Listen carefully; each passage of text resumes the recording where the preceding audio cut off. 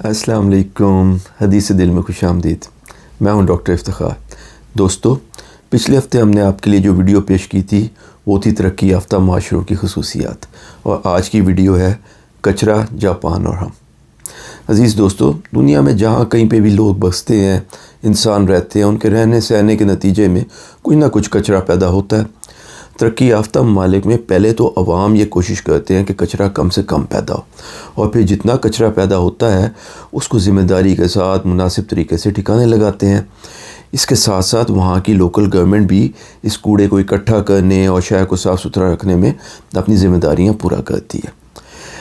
اچھا دوستو، اس وقت 3.5 کروڑ سے زیادہ آبادی کے ساتھ ٹوکیو دنیا کا سب سے بڑا شہر ہے، جہاں روزانہ تقریباً 48,000 ٹن کوڑا پیدا ہوتا ہے، لیکن وہاں کے شہری اور حکومت مل کر ٹوکیو کو بالکل صاف ستھرا رکھتے ہیں۔ اس کے مقابلے میں ذرا کراچی کو دیکھیے، 1.5 کروڑ کی آبادی کے ساتھ یہ ٹوکیو کے نصف سے بھی بہت کم ہے، اور ٹوکیو کے مقابلے میں وہاں صرف 1/3 یعنی تقریباً 16,000 ٹن روزانہ کچرا پیدا ہوتا ہے۔ لیکن عوام کی غیر ذمہ داری اور حکومت کی بد انتظامی اور نااہلی کی وجہ سے کراچی آج کچرے کا ایک ڈھیر ہے۔ اور صرف کراچی کا کیا ذکر ہے، پاکستان کے کسی شہر، گاؤں، قصبے میں چلے جائیے، آپ کو ہر طرف سڑکوں پر کچرے کے ڈھیر ملیں گے۔ گلی کوچے، ندی نالے، کونے خدرے سب گند سے اٹے ہوئے ہوں گے۔ اس افسوسناک صورتحال میں جہاں حکومت کی نااہلی، ناکامی اور بد انتظامی بنیادی کردار ادا کرتی ہے، وہاں معاشرے کا ہر فرد بھی غیر ذمہ داری کا مظاہرہ کرتا ہوا نظر آتا ہے۔ عین ممکن ہے کہ سڑک پر آپ کے سامنے ایک چم کرتی نئے ماڈل کی بڑی ساری کار کا شیشہ کھلے اور ایک ہاتھ گند کا بھرا ہوا لفافہ نکال کے باہر سڑک پہ پھینک دے، یا ایک اچھے خاصے پڑھے لکھے سمجھدار صاحب کیلا کھانے کے بعد چھلکا فٹ پاتھ پر پھینک کے تو چلتے بنے۔ چند دوست یا ایک فیملی جب کسی پارک میں سے پکنک منا کے اٹھتی ہے تو اپنے پیچھے چھلکوں، ڈبوں، بوتلوں، استعمال شدہ ٹیشو پیپروں کا ایک ڈھیر چھوڑ جاتی ہے۔ اسی طریقے سے آپ دیکھیں گے کہ بس اور ٹرین میں بھی لوگ سگریٹوں کے ٹوٹے اور مونگ پھلی کے چھلکے زمین پر نیچے اپنے فرش پہ پھینکتے رہتے ہیں۔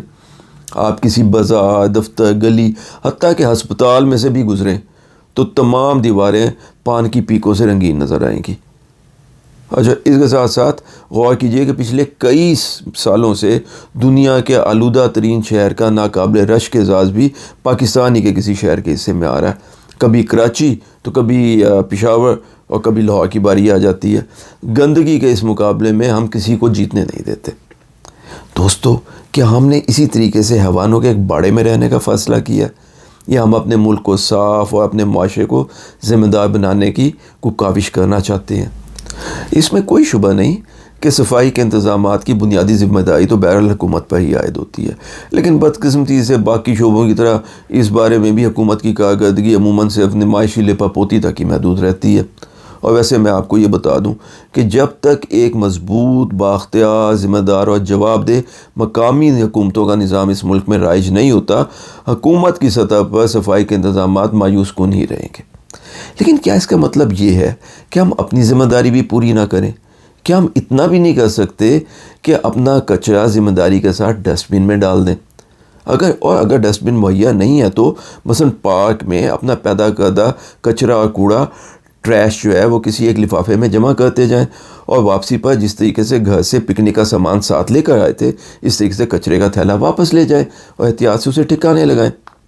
اسی طریقے سے کار، بس یا ٹرین میں سفر کے درمیان ایک لفافہ گند کے لیے مختص کر لیں اور تمام گند اسی میں ڈالتے جائیں۔ سڑک کے اپنے سفر کے آخر پر اس کو احتیاط سے ڈسپوز آف کر دیں۔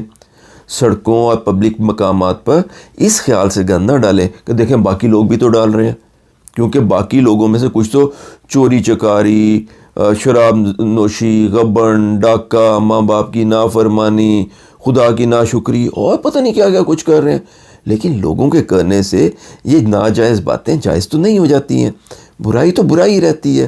ہمیں کم از کم برائی میں حصہ ڈالنے سے سخت پرہیز کرنا چاہیے۔ اور ویسے بھی ہمارے ملک میں عوام کی ایک عظیم اکثریت دین اسلام سے وفاداری کا دم بھرتی ہے، وہ دین جو صفائی کو نصف ایمان کہتا ہے، جس کا بنیادی رکن یعنی نماز وضو کے بغیر مکمل ہی نہیں ہوتا۔ پھر ہمارا ملک ایک اسلامی ملک ہوتے ہوئے بھی اتنا گندا کیوں ہے؟ آپ سوچئے کہ کیا یہ منافقت نہیں کہ ہم زبان سے تو اللہ اور اس کے رسول کے عشق کے دعوے کریں، لیکن جب عمل کی باری آئے تو ہمیں منرل واٹر کی ایک خالی بوتل بھی بن میں پھینکنے کی توفیق نہ ہو۔ میری گزارش ہوگی کہ چند منٹ نکال کر نیٹ پر ذرا جاپانی فٹ بال ٹیم اور جاپان کے شائقین کا قطر کے فیفا فٹ بال کا جو ورلڈ کپ ہے، اس میں احساس ذمہ داری کا مظاہرہ دیکھیے۔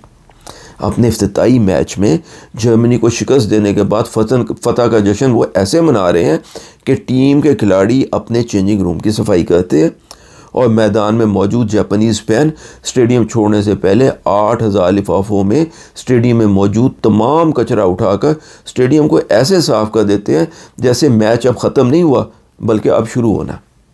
اور انہوں نے صفائی کی اور ذمہ داری کی یہ درخشاں روایت صرف جیت کے وقت پہ ہی نہیں دکھائی ہے، بلکہ 2018 میں روس میں ہونے والے فیفا ورلڈ کپ میں، جبکہ جاپان کی ٹیم ناک آؤٹ راؤنڈ میں 2 گول پہلے کرنے کے باوجود بیلجیم سے ہار گئی تھی، تو سب نے یہ دیکھا کہ جاپانی تماشائی ایک ہاتھ سے اپنے آنسو پہنچ رہے تھے اور دوسرے ہاتھ سے اسٹیڈیم میں موجود کچرا اکٹھا کر کے اسٹیڈیم کو صاف کر رہے تھے۔ اور اس دن اس دل شکن ہار کے باوجود کھلاڑیوں نے مل کر اپنا لاکر روم جگمگ صاف کر دیا، اور جاتے ہوئے رشین زبان میں لکھا ہوا ایک شکریہ کا نوٹ بھی وہاں چھوڑ گئے۔ اس کی تصویر اس وقت آپ کی اسکرین پہ آ رہی ہے۔ دوستو، یہ کیسی قابل رشک اور قابل تقلید روایت ہے۔ ویسے شاید ہو سکتا ہے آپ میں سے کچھ لوگوں کے دل میں یہ خیال آ رہا ہو کہ ہاں، اگر ہمارے ملک میں بھی جگہ جگہ ڈسٹ بنیں لگی ہوں تو شاید یہاں پہ بھی لوگ کوڑا جو کرکٹ ہے وہ نیچے پھینکنے کی بجائے بن میں پھینکیں، لیکن بدقسمتی سے ہماری طرف یہ دل شکن نظارہ بھی عام دیکھنے کو ملتا ہے کہ بن تو آدھی خالی پڑی ہوتی ہے اور فرش جو ہے وہ کچرے سے ہٹا ہوتا ہے۔ اور ویسے بھی جاپان نے ڈسٹ بنوں اور کوڑے دانوں کے بارے میں تو دنیا کو ایک نئے تصور سے روشناس کروا دی ہے۔ اب آپ جاپان جائیں تو آپ کو شاذ ہی کہیں کوئی ڈسٹ بن لگی ہوئی ملے گی۔ وہاں پہ صفائی کا نیا تصور یہ ہے کہ استعمال کے بعد اس جگہ کو صاف کریں اور اپنا پیدا کیا ہوا کچرا اپنے ساتھ لے کر جائیں، ڈسٹ بن مت ڈھونڈتے پھریں۔ بلکہ جاپان کے جو متعدد تعلیمی ادارے ہیں اور دفاتر ہیں، وہاں تو اب جینیٹوریل سٹاف یعنی کہ صفائی کا عملہ بھی بہت کم ہی رکھا جاتا ہے۔ اسکول کے اساتذہ اور طلباء تعلیم کے بعد خود اپنے اسکول کو صاف کر لیتے ہیں، کیونکہ انہوں نے یہ جان لیا ہے کہ اپنا کام خود کرنے میں عظمت ہے۔ محترم دوستو، ہمیں بھی اس بارے میں ایک ذمہ دارانہ رویہ اختیار کرنے کی ضرورت ہے۔ کچرا پھیلانے کی بجائے اسے ایک لفافے میں اکٹھا کریں اور جاتے ہوئے اس کو ساتھ لے جائیے تاکہ اسے ایک مناسب جگہ پر ذمہ داری کے ساتھ ٹھکانے لگایا جا سکے۔ یاد رکھیے، صفائی نصف ایمان ہے۔ اپنے ارد گرد کے ماحول اور اپنے ملک کو صاف رکھنا ہمارا دینی، اخلاقی اور سماجی فرض ہے، اور اللہ اور اس کے رسول سے اور اپنے ملک سے محبت کا عملی ثبوت بھی یہی ہے۔ کیونکہ جیسے ایک شاعر نے کہا ہے کہ اگر یہ نہیں ہے بابا تو پھر سب کہانیاں۔ پیارے دوستو، اگر آپ کو ہماری آج کی یہ ویڈیو پسند آئی ہو تو اس کو لائک کیجئے، اس چینل کو سبسکرائب کریں، اور ہاں، بیل آئیکن دبانا نہ بھولیے گا۔ اپنے اور اپنے آس پاس رہنے والے تمام لوگوں کا ذمہ داری کے ساتھ بہت خیال رکھیے۔ اللہ ہم سب کا حامی و ناصر ہو۔ السلام علیکم ورحمۃ اللہ وبرکاتہ۔